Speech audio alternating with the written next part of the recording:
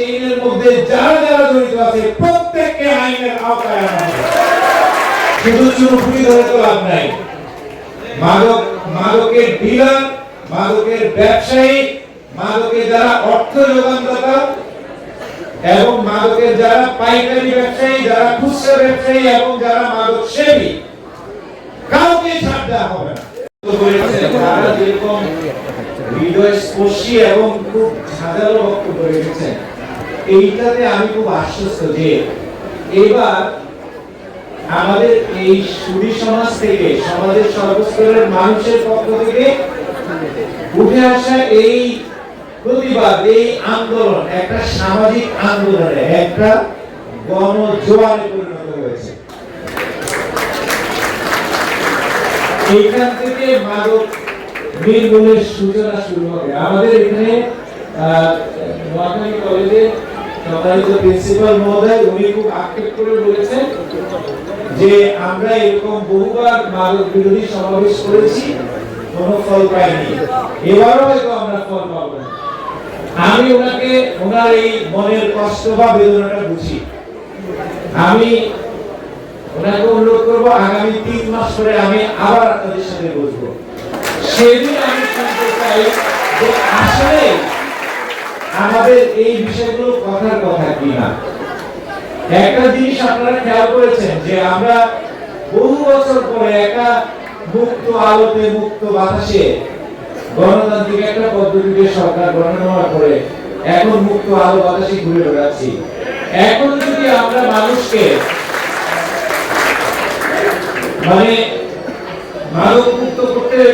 মাদক মুক্ত সমাজ উপহার দিতে না পারি, এখন যদি আমরা সন্ত্রাস মুক্ত জনপদ উপহার দিতে না পারি, তাহলে কখন? এইটাই সময়, এইটাই হচ্ছে সময়। এই সময়ে আমাদের প্রত্যেককে আমাদের এই কাজগুলোতে, আমাদের এই মাদক নির্মূল অভিযানে সবাইকে এগিয়ে আসতে হবে। আমাদের আগামী দিনের যারা ভবিষ্যৎ, আগামী দিনের যারা নেতৃত্ব, তারা সবাই আজকে এখানে উপস্থিত হয়েছে।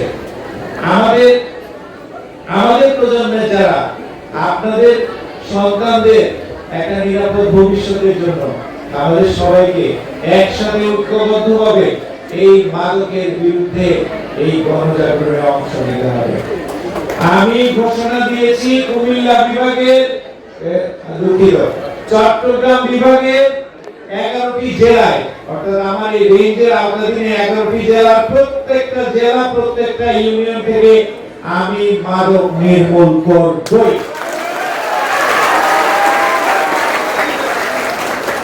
এবার এটা যে কথার কথা হবে না, সেটার নজির আমি কিছুটা নজির আপনাদেরকে দিচ্ছি। গত 16 তারিখ থেকে আমাদের এই রেঞ্জের 11টি জেলায় সর্বাত্মক অভিযান শুরু হয়েছে। আপনারা দেখেন অভিযান শুরুর পরপরই কুমিল্লাতে 3 লক্ষ পিসের ইয়াবা ধরা হয়েছে। এখন আমাদের এই যে এর আগে যেটা হতো, এরকম বড় চালান দেওয়ার পক্ষে মূল যারা ক্যারিয়ার, শুধু তাদেরকে চার্জশিট করে আদালতে পাঠিয়ে দেওয়া হতো। এবার সেটা হবে না। এবার এই মাদক চেইনের মধ্যে যারা যারা জড়িত আছে প্রত্যেককে আইনের আওতায় আনা হবে। শুধু চুরুপুরি ধরে তো লাভ নাই।